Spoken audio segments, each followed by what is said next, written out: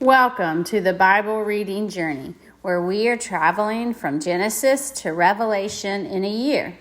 Today, we are on day number 345 of the Bible reading journey, and today's reading itinerary is the book of Hebrews, chapters 5 through 7. Now's a good time to pause here and read those 3 chapters for yourself. And then join us back here for thoughts about today's journey.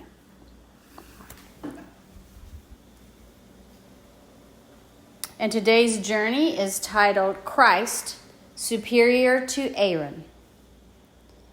In your text notes, there's an outline of the book of Hebrews to guide us on our journey. And we are in section 3 of that outline. So this is our third reading in the book of Hebrew, and the first 2, we read about Christ's position of authority, and we continue to read about that today.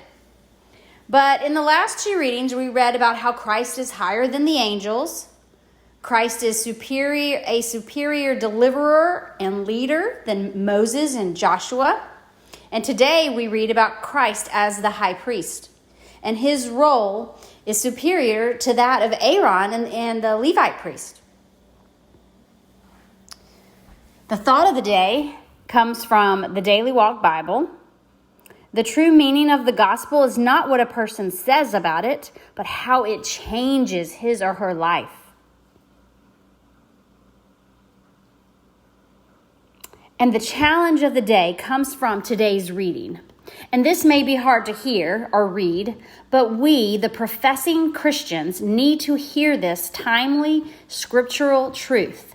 It comes from today's reading, chapter 5, verses 11 through 14. There's much more we would like to say about this, but it's difficult to explain, especially since you are spiritually dull and don't seem to listen. You have been believers so long now that you ought to be teaching others. Instead, you need someone to teach you again the basic things about God's Word. You are like babies who need milk and cannot eat solid food. For someone who lives on milk is still an infant and doesn't know how to do what is right.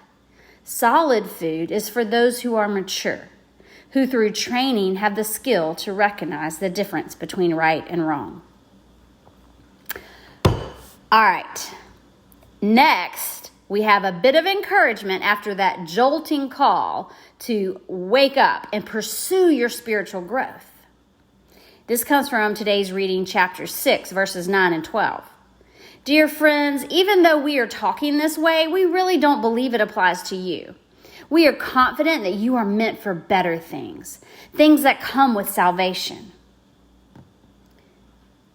Okay, so then the passage goes on to encourage spiritual growth and the actions of faith.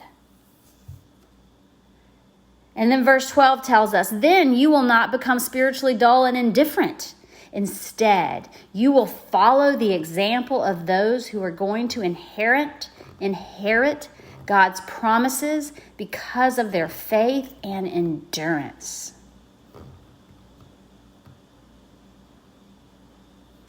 Your text notes contains information on where to find us on email, Facebook, and YouTube. Happy travels today. See you next time. This is Lisa at Lighthouse. God bless.